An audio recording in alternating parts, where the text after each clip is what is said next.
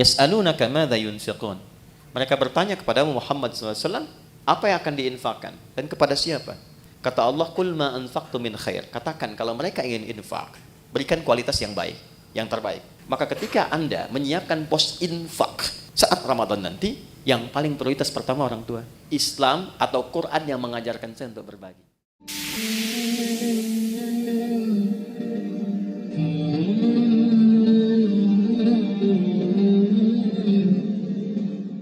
Ciri orang yang berhasil puasanya bukan hanya baik secara personal, tapi implementasi kebaikan personal itu bisa dilihat dari perbuatan baiknya dengan sesama.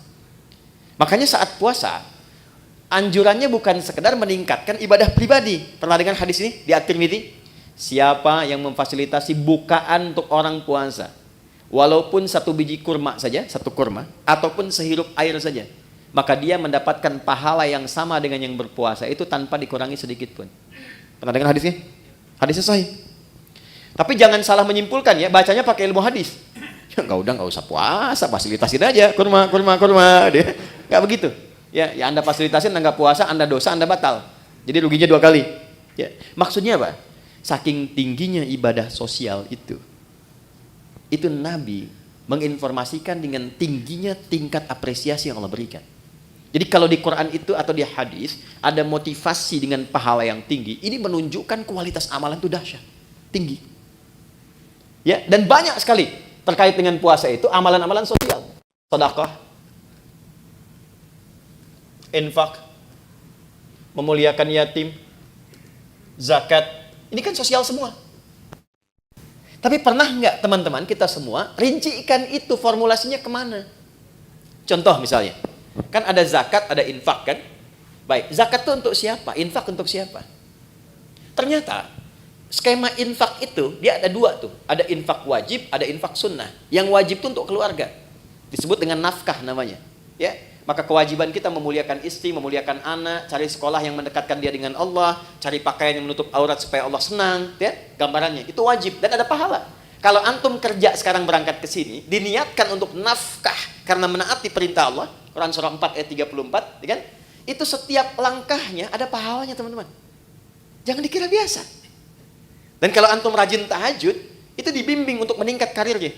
Quran surah 17 ayat 79 sampai 80. Ini agak cepat aja karena kita sedikit lompat-lompat. Saya balikan, itu nafkah pertama. Niatkan sebagai ibadah dan antum pun akan terjaga. Kalau diniatkan ibadah, antum gak akan terjebak korupsi. Malu lah masa ibadah berbuat kotor. Ada orang minum bir misalnya pakai bismillah. Bismillahirrahmanirrahim, berkurang dikit dah dosanya gitu kan? Enggak ada. Ya, orang kalau mau korupsi juga kalau sedang merasa ibadah gak mungkin dilakukan. Dia akan terjaga. Nah, tapi yang terkait dengan Ramadan ini, saya mau tarik ya, nih ke infak sunnah. Saya perhatikan banyak mencarinya keluar dulu. Padahal konsep dasar utamanya adalah ke dalam dulu. Quran surah kedua, ayat 2:15. Mungkin ini agak baru. Yas'alunaka madza yunfiqun. Mereka bertanya kepada Muhammad SAW, apa yang akan diinfakkan dan kepada siapa? Kata Allah, qul ma anfaqtum min khair. Katakan kalau mereka ingin infak, berikan kualitas yang baik, yang terbaik. Pertama lil walidain, orang tua. Ini dulu. Coba. Jauh-jauh infak bahkan sampai ke luar negeri dan sebagainya. Enggak dilarang. Tapi lihat orang tua sendiri, dari infaki belum? Berapa di antara anak-anak yang mengirimkan bukaan pada orang tuanya? Yang mentransfer untuk persiapan Ramadannya? Itu disindir keras oleh Al-Quran di Quran surah 46 ayat ke-15. Bahkan kata Quran, kalaupun Anda sudah sukses dan menikmati kesuksesan itu, mungkin, maaf ya, ini isyarat Qurannya, kesuksesan itu didapatkan bukan hanya kerja-kerja keras Anda. Saham Anda mungkin 30%. 70%-nya ibu yang sering tahajud minta sama Allah nangis. Ayah yang dengan peluh keringatnya luar biasa. Gak apa-apa ya Allah saya mencangkul anak saya yang penting jadi direktur. Gak apa-apa ya Allah saya tidur di amparan-amparan yang penting anak saya bahagia di kemudian hari. Itu disindir keras. Makanya ketika Anda sukses, doa pertamanya menyertakan orang tua. Rabbi auzi'ni an ashkura ni'mataka allati an'amta 'alayya wa 'ala walidayya. Maka ketika Anda menyiapkan pos infak saat Ramadan nanti, yang paling prioritas pertama orang tua. Ini dulu. Nah, ini desain pertama akan memperbaiki hubungan-hubungan sosial yang tingkat pertama dengan orang tua. Mungkin hebat sholatnya, ternyata dengan ibunya bermasalah. Ya, Hebat puasanya, sunnah dikerjakan. Dengan ayahnya belum selesai masalahnya. Tuntaskan dulu. Ini skemanya. Wal aqrabin, kerabat terdekat. Nomor 2. Wal yatama, baru naik ke anak yatim. Wal masakin, baru orang miskin. Wabnis sabil, orang-orang yang kesulitan. Setelah itu, baru nanti yang umum. Yang fi sabilillah. Banyak sekali cabangnya. Bisa kita kumpulkan. Nah, singkatnya adalah dari sekarang disiapkan, nabung dari sekarang. Berapa anggaran infaknya nih untuk skema sosial? Untuk Ramadan. Setiap hari keluarkan misalnya 1, 2, 3, support A, support B, support C. Karena yakin Ramadan itu dengan sendirinya pasti akan meningkat. Pasti disiapkan oleh Allah. Pandai-pandai melihat berapa yang Allah siapkan untuk kita. Kalau sudah cukup di dalam rumah, Anda dapat gaji misalnya 20 juta. Kebutuhan di rumah 10 juta, tabungan 5 juta untuk ke depan, untuk anak-anak. Berarti 5 juta itu peluang ibadah Anda lewat harta. Optimalkan. Tinggal diatur nanti bagaimana penyalurannya saat Ramadan. Dan yang paling dahsyat, ada nanti skema yang ketiga, yang terakhir, sedekah. Yang sifatnya lebih luas lagi. Bukan hanya muslim, tapi sampai non-muslim. Sampai non-muslim. Anda bekerja kan di sini nggak semuanya muslim tuh. Pasti ada non-muslimnya. Nah, tebarkan aura Ramadan kepada teman-teman juga. Ya. Jadi begitu datang nanti bulan Ramadan, bisa dibikin skemanya untuk sedekah itu lebih luas sifatnya. Mungkin di antara anak mereka ada yang kesulitan, bisa diberikan bantuan SPP-nya, gitu kan?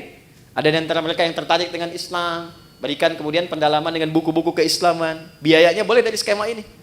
Bahkan nanti bisa dari zakat yang mu'allafati qulubuhum. Ya, Anda mau buka berbagi, makanan kan banyak tuh. Kata Nabi berbagi, sampingnya mungkin tetangga non-muslim, ajak. Anda mau buka bersama barang-barang nih ya, jangan yang muslim saja. Mungkin ada non-muslim tertarik, ajak. Ya, ketika dia bertanya, ya, kok saya boleh ikutan? Sampaikan Islam atau Quran yang mengajarkan saya untuk berbagi. Ya, nanti hari kedua dia tanya lagi, hari ini Quran ngajarin lagi berbagi kan? Nah, ini poinnya. Yang terakhir, yang ketiga, ya kita akhiri. Jika semua ini sudah bisa kita lakukan, maka semua latihan ini akan merubah kepribadian kita dan membentuk karakteristik yang baru pasca Ramadan. Gambarannya begini, maaf sekali, kalau teman-teman biasa makan, pakai ayam, pakai kerupuk, ya, ini Ustadz Mubarak waktu pesantren tuh capruk, kecap kerupuk, ya. Saya satu pesantren dengan beliau loh. Kecap kerupuk, ya. Nah, setelah 30 hari, hari ke-31, ayamnya dikasih, kerupuknya nggak dikasih. Kira-kira komentar pertama apa? Mana kerupuknya? Karena sudah terbiasa kan? Baik. Ramadan kan kita dilatih. Kebiasaan sholat, biasa baca Quran, biasa berbagi, biasa mendekat, biasa evaluasi. Masa 30 hari melakukan itu nggak merubah karakter? Pasti akan ada perubahan. Ya, hal pertama yang didapatkan pasca itu, yang pertama ketenangan. Itu dulu. Jadi Allah itu kalau ingin merubah seorang hamba jadi lebih baik, hatinya ditenangkan dulu. Karena tenang ini kunci sejalannya. Hidup tenang, di rumah tangga kan tenang ya. Samara itu kan sakinah dulu, sakinah kan tenang ya. Di kaya pun kalau nggak tenang nggak enak. Coba pilih mana? Kaya tapi gelisah atau miskin tapi tenang? Nggak ada pilihan ketiga, jangan maksa. Saya tahu kaya dan tenang ya. Kaya tapi gelisah atau miskin tapi tenang? Jadi Allah itu kalau ingin merubah seorang hamba menjadi lebih baik, itu diberikan ketenangan dulu. Setelah tenang nanti baru diinstal. Dia pengen apa? Apakah ilmu, apakah harta atau kedudukan? Baru diarahkan. Anda kalau sholat, yang didapatkan kan bukan solusi dulu kan? Sebelum tanha anil fahsya'i wal munkar, ketenangan dulu. Makanya kalau orang itu kalau sudah sholatnya bagus, hatinya lebih tenang. Baca Quran juga begitu. Ya, jika Anda sedang gelisah, ibu-ibu itu jangan bikin status. Gak menyelesaikan persoalan. Ya, ini mendung di sekitaran bikin status. Mendung ya, yang gak menghentikan mendung kok. Ya. Kalau sedang gelisah, ambil wudhu, ngadap kiblat, ambil mushaf, baca Quran. Tenang hati. Walaupun solusi belum datang. Nah, Ramadan pun begitu. Ketika Allah ingin tanamkan hidayah pada seorang hamba, yang diberikan pertama ketenangan, lebih tenang pribadinya. Kedua, lebih nikmat dalam beribadah, lebih berkualitas, merasakan peningkatan kualitas dalam ibadah. Jadi ada kecenderungan ingin nambah, ada mulai rindu dengan tarawih, padahal mau berakhir, ya kan? Maka saat itulah kemudian tanda awal dari Allah bahwa hidayah telah ditanamkan dalam diri kita. Ketika ditanamkan pada diri itu, maka wujud yang terakhir yang Allah inginkan, walitukabbirullaha ala ma hadakum wa la'allakum tashkurun. Membentuk pribadi yang lebih bersyukur. Apa itu syukur? Secara singkat, syukur adalah mampu mengonversi semua nikmat yang Allah berikan pada setiap tempat yang Allah kehendaki. Maaf, lisan ini fungsinya untuk bicara. Tapi Allah menginginkan bukan sekedar bicara, bicara yang baik-baik. Itulah syukur. Syukur dengan mata melihat yang baik-baik. Syukur dengan tangan menulis menggerakkan yang baik-baik. Maka orang yang lulus puasanya, puasa itu akan merubah kepribadian dirinya menjadi lebih baik sebagai syukur kepada Allah Subhanahu wa taala setelah menyelesaikan pelatihan selama 1 bulan itu. Karena dia mendapatkan syukur itu, maka dia coba mengekspresikannya dengan bertakbir. Itulah sebabnya hari pertama di bulan Syawal kita bertakbir, Allahu Akbar, Allahu Akbar, Allahu Akbar.